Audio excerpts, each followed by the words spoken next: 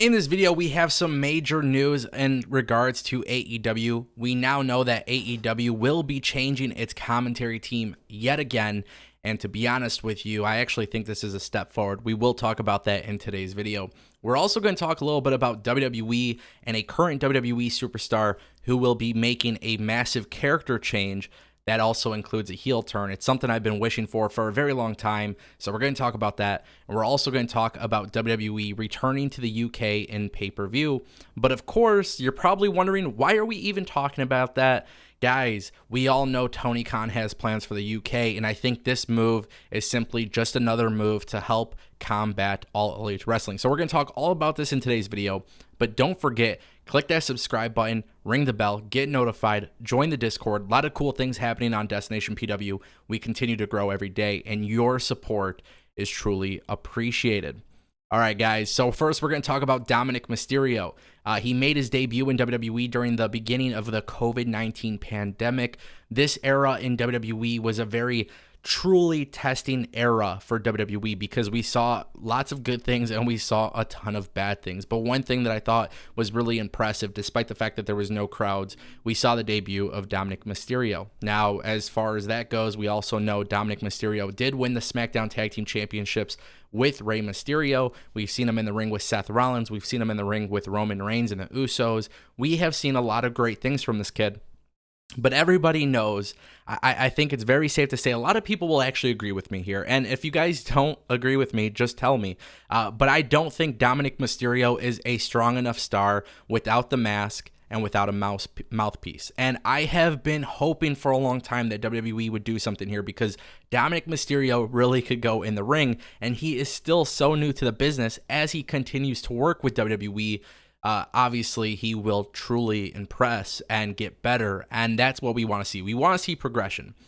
We now know there is a report that just came out that Dominik Mysterio is being planned for a heel turn, and within this heel turn, it is said that Vince McMahon and the company are okay with the idea of him sporting a mask. Now, if you guys watch Destination PW, I talked about this earlier in the week during a live stream. I was very impressed with the transformation we saw from Flamita in Ring of Honor. And the reason why is because Flamita is now known as Demonic Flamita. He's wearing a dark black mask. Very cool. He's got a little bit of like some face paint makeup stuff that's also in the works with the mask.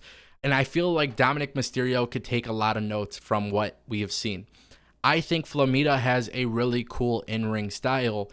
I think what's even more impressive is his overall look. Dominik Mysterio sporting a mask under the name Prince Mysterio, I think there's potential with him as a heel. And I don't know what the status is. I know there's been some talks about WWE signing, tons of different people from outside of WWE to come into the company. One person in particular that I would love to see here is Selena De Laurenti. And I would love to see her become the mouthpiece for Dom Mysterio because truth be told, if we're being honest here, I think Dominik Mysterio having a female on his side as a mouthpiece while he sports a brand new look under the moniker of Prince Mysterio, I think there is some great storytelling that could be done between him and Rey Mysterio. Now, the thing that we also need to discuss is how soon this is actually happening, because realistically, I think they both deserve a WrestleMania match. And if you guys want, if you want to get people excited about the future of WWE, you got to do some stuff that's going to, get people talking. And I think Rey Mysterio and his son could pull this off. And what's really cool is there is a lot of other great luchadors in WWE who aren't doing anything. So it may not be a bad idea to form some sort of super group or whatever it may be. But I'm very glad that WWE is headed towards this direction. I think it makes a lot of sense. And truth be told, it's something I've been wanting to see for a while. Now we got to talk about WWE going to the UK. If you guys didn't know, I think the last time WWE had a pay-per-view there, it was in 2003 for Insurrection. Correct me if I'm wrong, but if I remember correctly, that's what I recall. And nonetheless, we know Drew McIntyre, while doing the UK tour, he announced that WWE will be back in 2022 for a UK pay-per-view. This is great news. If you're a wrestling fan in the UK, your indie market is pretty much down the shitter, and that's largely due to the fact that WWE launched NXT UK. But when I look at WWE potentially having a pay-per-view in the UK, I think that is great news. As a wrestling fan, I would like to see it. Obviously, those fans there would like to see it. But I have to be honest here. With WWE headed to the UK, it's not the strongest market for WWE as people believe. I mean, if you really want to look at who's successful in the UK, look no further than Impact Wrestling. It doesn't get talked about enough, but Impact does a really good job in the UK with their television rights. And guys, WWE knows that right now the UK and AEW, it's continuing to blossom into this great relationship. I firmly believe that WWE is making this decision solely to help protect themselves in that market. And truth be told, I would have never guessed this if Tony Khan obviously didn't have ties out there. If you guys don't know, Tony Khan and his father owned the Fulham Football Club. And I think what we're really going to see is WWE and AEW not only bring their North American competition, to the next level here in the States, but I think we're going to see them even become more competitive in the UK as it is such a large wrestling market. Now, with that being said, Tony Khan and his father own a stadium. They're able to do AEW stadium shows, and Tony Khan has gone as far as saying as he would. If WWE brings a pay-per-view to the UK, it has to be bigger than Insurrection. In fact, I would say WWE should do a stadium show. I wouldn't even go, truthfully, I would say WWE should bring SummerSlam to the UK. It just sounds way better for all intents and purposes, but at the end of the day, I do question why they're doing it. But hey, if you're a wrestling fan in the UK, you are going to get a major WWE pay-per-view out there, and that is somewhat exciting.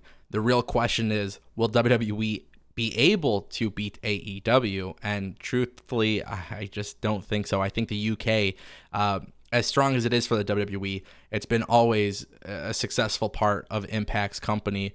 Probably one of the reasons why Impact is still alive to this day, but also I see AEW doing big things out there as well.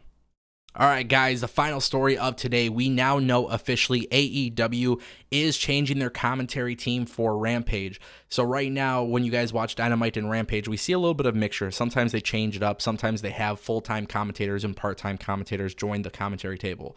Mark Henry was introduced to AEW as a new commentator for Rampage. However, Ricky Starks actually just confirmed that he will be a full-time commentator on Rampage. And this is fantastic news. I don't think Mark Henry fits in that role. I think Mark Henry does a lot better of a job being like you guys see the split screen stuff that they do on Rampage right before the main event.